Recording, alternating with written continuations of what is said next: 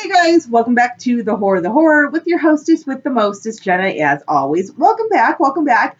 So, I know I did a review, sort of a review on the documentary of Pet Sematary, Unearthed and Untold Story, The Path to Pet Sematary. You know what, I kind of figured, you know what, I may as well do a movie review about Pet Cemetery itself.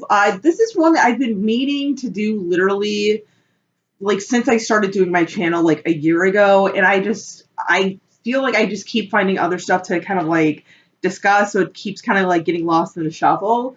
But yeah, like this movie, I feel like, especially with like people around my age, who kind of grew up who were like grown up in the 80s, late 80s, early 90s. I feel like this is a movie that a lot of people was kind of like their first or one of their first horror movies.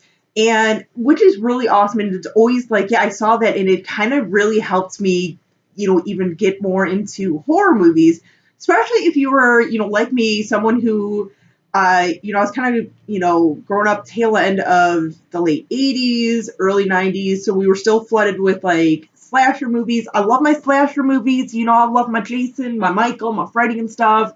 But this was just something very different, very, very different. It had a very solid storyline, very just like that family feel to it and everything. And, so it was kind of like refreshing. I mean, then again, anything Stephen King does usually is pretty different from whatever the status quo is at the time in horror. And I know like his books, like, they come out and then it's like, the adaptation comes out like a few years later at least.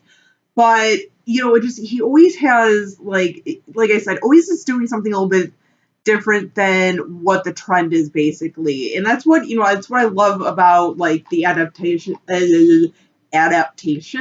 of his movies. And I have to say, like, I love his movies, but I'm like the worst at like reading his books. I want to read his books. I'm actually in the process of reading the book It. I've been reading it for a while now.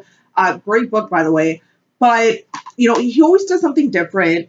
And I have to say, and I like even when I watched the documentary, a lot of people who said like, when they watched this, like, oh, that Zelda character like creeped them out. And same thing with me. Like still to this day when I watch it, I kind of am like taken back to when I was a kid and I first watched this. Cause like honestly, Zelda used to scare the crap out of me. I'd always be like, oh my god. Like not totally like I would still want to see her, like I was still fascinated. But it was still like, God, oh, like Zelda,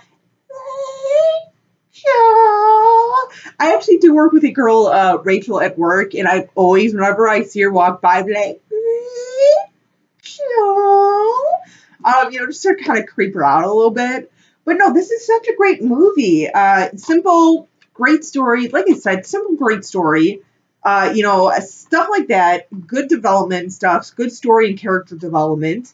And like even in the documentary, and I totally kind of agree on this. Like people said, people have always said kind of like, it's kind of weird how you view it. Like you can view it like in two different ways. Like when you're a kid or before you have kids yourself, it's kind of like, oh, it's like this scary story. And then after you might have kids, it takes like a much different tone because, especially with that Gage character and, with the infamous truck scene where, he gets hit by that big old Mack truck, like I don't have kids, but just the fact of like thinking of like one of my nieces or nephew, like if that happened to them, I would be devastated. So it's like now, like especially now that I'm an older aunt and everything, I'm an adult aunt now and everything. It's like I get to that scene sometimes and I'm like, like I always kind of think of like my nieces and nephew. And I'm like, oh, they better. Oh my god, if that ever happens to them, like I would be like devastated. I would. So I kind of do get that aspect of it. Definitely do. And I gotta say too, I'm surprised because like when I was watching the documentary, they were saying like, oh yeah, it's a cult film, it's a cult film. I've never thought of this movie as a cult film. I never have, which is weird, you know. I don't know. I don't know. But whatever. We'll say it's a cult film. I'm down with that. I'm down with that. But yeah, so that's just my little take on Pet Cemetery. Let me know what you guys think of it. As always, you guys know you can tell me your opinions, whether you loved it, hated it, whatever. This is definitely a safe place for you guys to express your opinions. So let me know what you guys think. As always, you guys, stay creepy, classy, and a little bit sassy.